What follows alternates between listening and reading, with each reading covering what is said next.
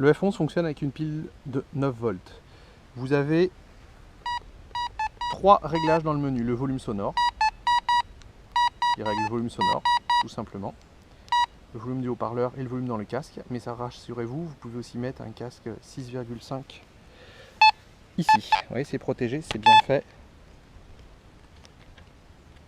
Voilà. Et la pile de 9 volts vient se mettre derrière ici. Donc la sensibilité, c'est la puissance de l'appareil. Donc là, on peut le mettre là. Là, l'appareil est stable, hein, donc on peut le mettre à fond. Sachant que c'est un disque un petit peu plus petit, il fait 18 cm, mais ça ne fait pas trop de différence sur le terrain entre un 18 et un 20 cm. Et le dernier, c'est le notch. Le notch vous permet par exemple de dire bah, j'enlève les 2 premiers crans ici, mais ça je vais l'enlever aussi, ces deux-là je vais les laisser, tiens je vais m'amuser à enlever ça. Bon, ça a peu d'intérêt, mais vous allez voir que sur cet appareil, ça sert aussi de discrimination. Ensuite, on a le pinpoint qui vous permet de localiser exactement la cible. Pour débuter, sans se prendre la tête avec le notch et la discrete, on a 3 modes qui ont été pré-enregistrés en usine et qui sont vraiment très bien, vous allez voir. Alors regardez le mode jewelry, on enlève le fer. Sur notre 10 centimes Napoléon, vous la voyez, elle est là. C'est notre haute conductivité. Et là, on a mis un clou, un ferreux. Donc regardez. Pas de problème. Et quand on se rapproche trop d'une cible, alors, vous voyez, là, on est à 30 cm au-dessus. Même avec un petit 10, ça marche. Et là, quand on se rapproche trop, regardez, vous avez l'alerte. L'alerte vous permet de vous dire quand vous êtes trop proche de la cible.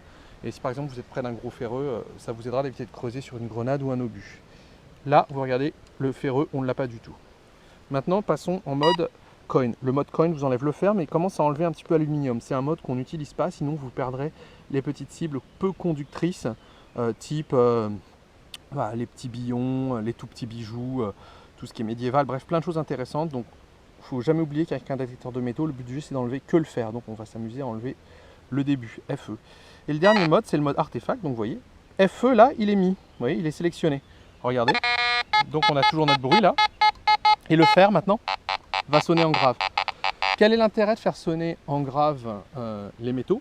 C'est ce qu'on a sur certaines machines. C'est que si vous passez sur un endroit où il y a eu de l'occupation, un feu, une ancienne ruine, vous allez entendre les clous ou la trace de minéralisation.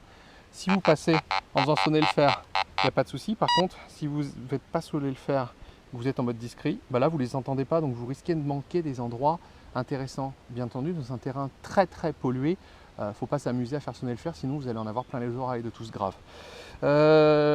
Ensuite, qu'est-ce qu'on peut vous montrer?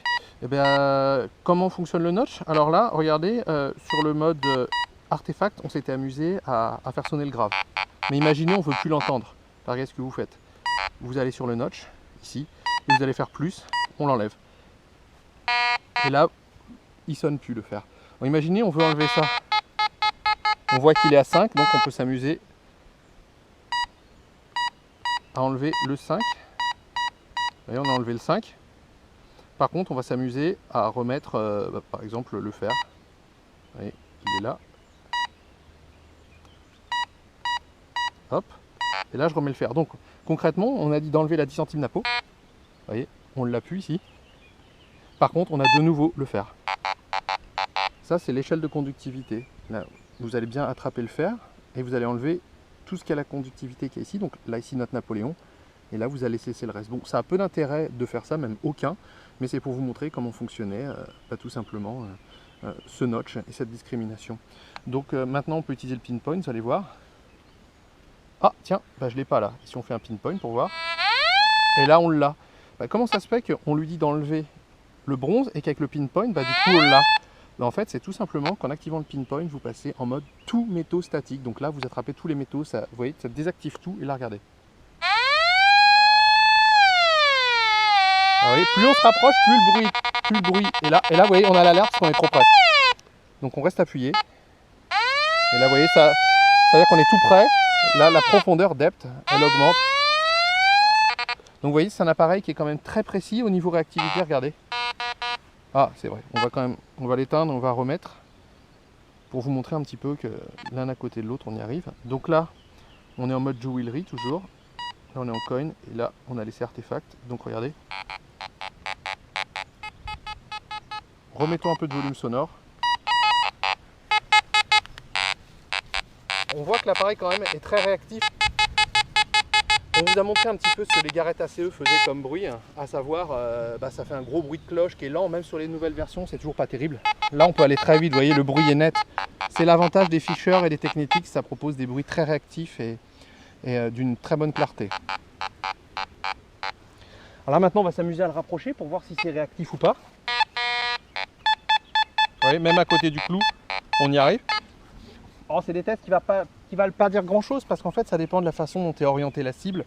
Mais on voit bien que la réactivité, de toute façon, elle est au rendez-vous.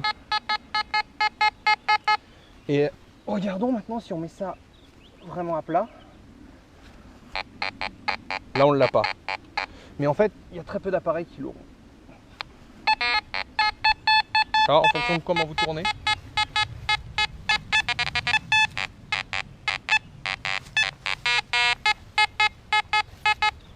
Bon, c'est quand même pas mal pour un appareil à 200 €. Donc le F11 sur le terrain, il est léger, simple à utiliser.